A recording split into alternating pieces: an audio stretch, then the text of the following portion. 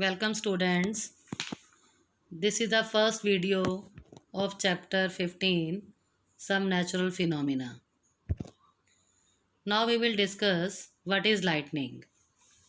You might have seen sparks on an electric pole when wires become loose. Similarly, you might have also seen sparks when a plug is loose in its socket. So lightning is also an electric spark but on a large scale, and it is caused by the accumulation of charges in the clouds. In ancient times, people did not understand the cause of these sparks, therefore, they were afraid of lightning.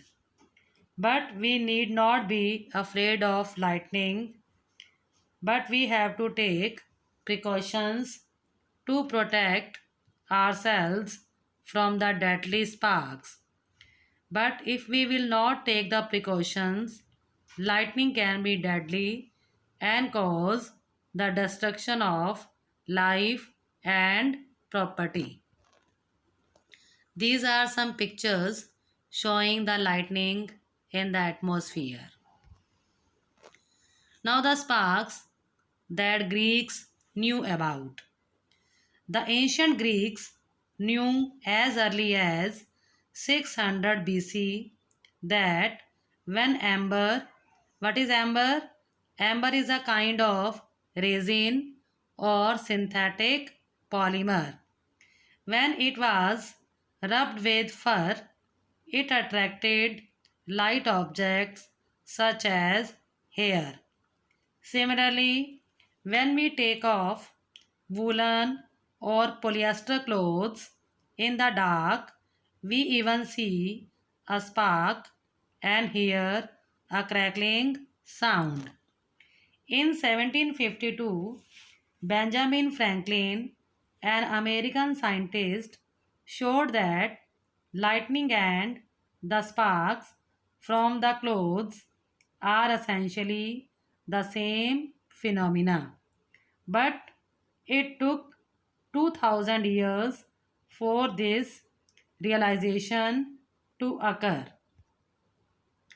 Now, what are electric charges? Now, this diagram shows the structure of an atom. An atom is the basic unit of matter which is neutral as a whole. In the center of the atom, there is a nucleus which contains positively charged protons, and the particles without any charge are neutrons. Around the nucleus, there are some orbits in which electrons revolve around the nucleus. We know that every atom consists of subatomic particles which are named as electrons, protons and neutrons. Electrons, they are having negative charge, protons are having positive charge, and neutrons are neutral in nature, means they have no charge. So atom has equal number of positively charged particles and negatively charged particles, so the atom as a whole is neutral in nature. But when the object has more number of electrons as compared to protons or less number of electrons as compared to protons, that is known as charged object. Now charging by rubbing. When we rub two objects with each other, they get charged due to transfer of electrons between them. Means when two objects are rubbed against each other, one object loses electrons and becomes positively charged, and the other object gains the electrons and becomes negatively charged. For example, when we rub a plastic comb on dry hair, electrons they get transferred from the hair to the comb, due to which the dry hair acquires positive charge and the comb acquires equal negative charge.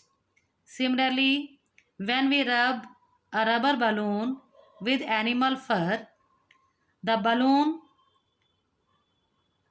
which is made up of rubber, attracts the electrons from the animal fur. It means animal fur loses the electrons and the rubber balloon gains the electron.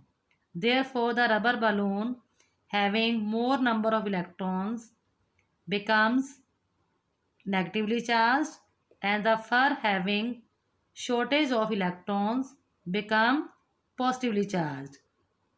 It means by rubbing they get charges.